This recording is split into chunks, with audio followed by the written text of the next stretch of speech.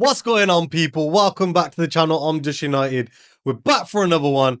This is the review of the Manchester United versus PAOK game, which we won 2-0 thanks to a big header from Amad and a beautiful run, which ended in a great strike, which put us 2-0 up in the game.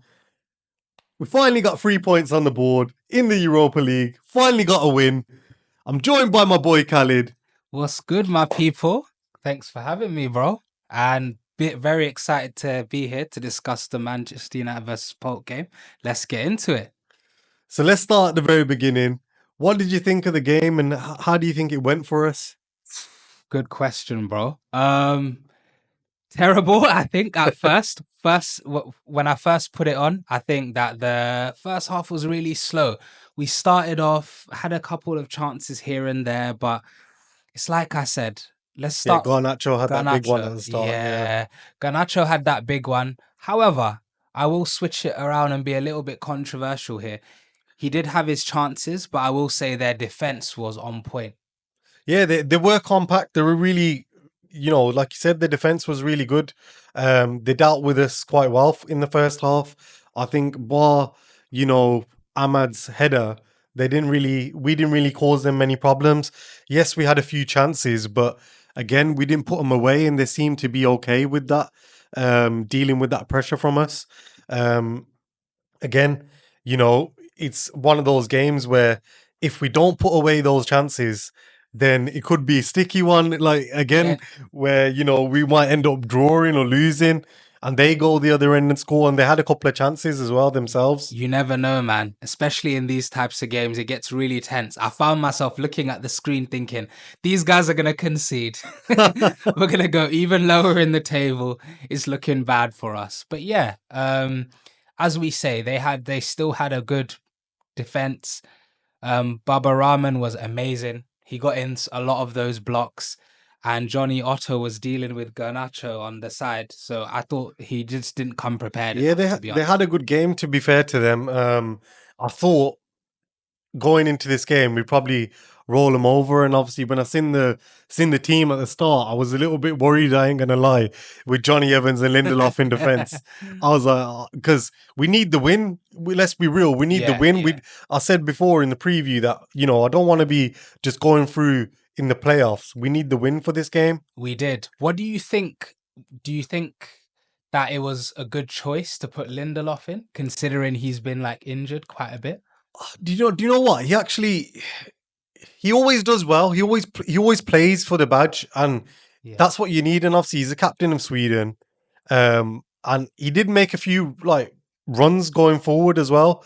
Obviously, we miss that dynamic when Martinez is in the defense, because he can play them cutting passes and string a few passes together to help open up the other team. Puts in them dirty tackles as well. Yeah, exactly. But obviously, Lindelof, he's a good servant for the club. But I think it's good for rotation, because we can't just keep playing De Ligt and Martinez every game, because they do need a little bit of a rest as well, so they're fresh for the weekend. Because let's be real, if we can't have Lindelof and Johnny Evans in the defense and we can't win this game, then it's a big issue for us. That is true. And we do know we've struggled a lot with our defense. So rotation is really important. It's the reason why we have De Ligt. It's the reason why we bought some of those new players as well. I think that Aguate, what do you think of Aguate? I thought it was quite good, It's like people don't get that he's not gonna be like an Eriksen or a Bruno, where they can play that nice pass in behind. And do you know what I mean? Yeah. He's not that type of player. He's more in Casemiro's type of mold, where, he's just a destroyer. He's going to break up play. He's going to make nasty tackles. And it might not look great. He might not look great on the pitch. But obviously, it's his first season, settling into the team. And he's got to find his own feet, his own way. And, there's going to be fans out there saying, oh, we paid all this money for him. He should be good. He should be this and that. But it doesn't work like that. He needs to find his feet at the club, and he's slowly growing into the role. And, I said it in the preview, with someone like a Kobe Mainu next to him, who's got more legs, then maybe he'll be a little bit freer to make those passes I and agree. actually, get forward a bit more. But at the moment, he's just putting out fires wherever they appear on the pitch. That's it. And, you can't expect him to be a striker. At the end of the day, he's there to do his defensive job and he does it well. That's Yeah, what I we agree. need. I agree. So I think he had a good game. Obviously we're not playing the best of opposition, as I said, but it was a good game. Some more minutes in his legs, and yeah, we go from there, don't we? But I want to get on to the star boy, the player of the game, who was absolutely amazing. I was there, and honestly, he was just causing nightmares wherever he was going. He's proper silky smooth, man. Like just As he ripping, always ripping, is. Just ripping plays. Yeah, like whipping through the wing. That's the one thing I love about him. Definitely. He causes a lot of problems on the wing, and that's what we need. I don't think we have, barring Garnacho, who I'll always still rate, he needs his rest. Yeah. When he's having his rest, when we've got Rashford there as an option and then we've got Amad on the other side, we need that person who's going to cause a lot of trouble on the wing. So we have that. We just need that mentality back where we have enough options for them to be able to play around with each other. No, I agree. Yeah, I agree 100%. Because when it's weird because when Ahmad comes off the bench, obviously we're either losing a game or we're drawing a game, and we're expecting him to come in and make an impact and score a goal, which is fair enough because that's your job as a sub. But maybe he needs minutes in his legs where he can play a full game and get into the rhythm of the game, because we've seen in that game he's causing problems all day long. He was our best player on that pitch, and for his first goal, look at the size of him. Get up and win that header. Exactly. And even get his head on the ball is amazing. And obviously, I know Højlund was running in and he maybe could have helped it in, but he was in the right place at the right time. He's good with his crosses. He kept causing a threat down that right-hand side. And yeah, it was good to see because, we've seen in a couple of the games when it was under Eric Ten Hag, he was being bought on, and he was a little bit pissed off when he was coming on the pitch. Yeah. Because he's like, I'm not getting any minutes. I would be too. If you're getting brought on and again, no disrespect to, players getting brought on last minute. It helps with the rotation. It also helps with experience as well, especially if you're a young player. Shout out to Ethan Wheatley. But the other thing is, at the same time, he needs to play, and I'm really glad that he did get that because he showed just what he can do. What did you make of the second goal? Mate, the second goal was pure filth. Like, it's what you want to see in your players. He's fighting for the ball. He's fighting to get it back. He wins it, and then he's actually being like pulled and tugged back. And you think if that was Garnacho on the other side, he might have like giving a foul away or something. Look at the strand. Yeah, like literally. But yeah, literally, like he shrugged him off, kept running, and he's still getting pulled.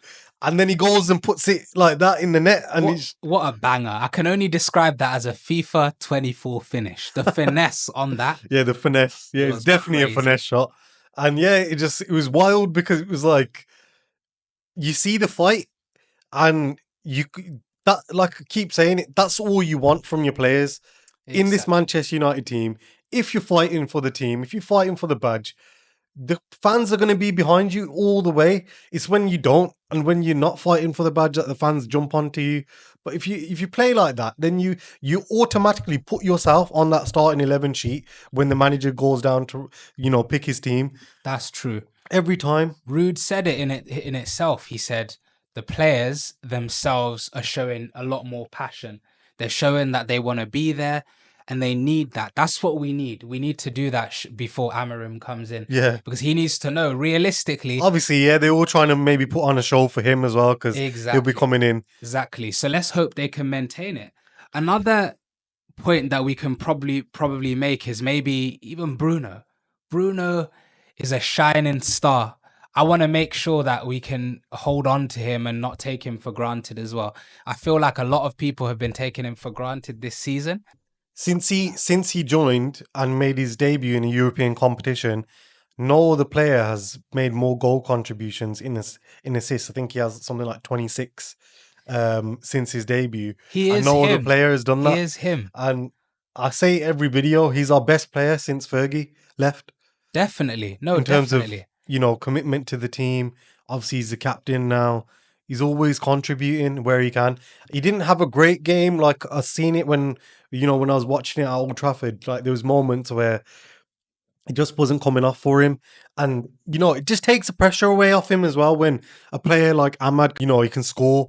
And, it just takes the pressure off all the players as well because the longer it goes 0-0, the longer it stays at a draw, it creeps into your mind that they might get a goal or we might lose now. 100%. And I remember even saying that to you that we need that. We need that second goal because, you're 1-0 up 70th. And they almost got the goal straight away with their striker up front.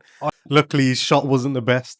But credit to PAOK. They were a decent team. They made a good effort. And yeah, obviously, we spoke about players that have done well. How about the players that you thought didn't do so well in the game? Because I know who I think didn't do well, but I want to hear your thoughts first. So actually, that's a really, really important thing. As I said, Diallo can be shaky. I feel like he can be in and out of position sometimes, and that can prove really dangerous. Yeah, especially when you're getting caught on the counter. That's been a big problem for us as well this season. So for me, I think as long as he maintains himself and he can stay back and he has people to support him, and I think that's really important because that's where Casemiro comes in. If you see the amount of tackles he's making, what a machine. He's putting in those tackles and he's showing those experience. And at the same time, shouting and holding players accountable. We need that, especially because as we know, there isn't an iron team. We need to be able to play together and to be able to also cover for each other as well. We saw how much he shouted at Garnacho as well for missing like certain tackles or missing certain passes. I think that's important. Yeah, definitely. I know he's young, but I think we need that for the future. But yeah, what's your take on it? I thought Højlund had quite a poor game, to be honest. He didn't. There was a chance towards the end of the game where Rashford put him in on goal, and usually he puts them away. Didn't put that away, and then he was just, I don't know, it didn't seem like he was really bothered too much about running about. And when you've got competition like Xerxes on the bench, I guess it doesn't really pressure you as much to perform to your best level. I don't think it was a great game for him, and I've seen it on a lot of the players as well, to be honest, especially in the first half where they were struggling a little bit, and I think they need to get in at halftime, regroup a little bit, and then come out and perform a little bit better. But I think Højlund had a poor game in terms of just creating chances for himself. I know he doesn't get the service off our wingers most of the time, but Amad was putting crosses in. Even Garnacho was putting some crosses in as well, and he just weren't reaching them. That was a Manchester United review, people, for the PAOK game, which we won 2-0. We finally got some points on the board, and we'll catch you for the next one, which will be Leicester at the weekend. See you later, guys. Yes, sir.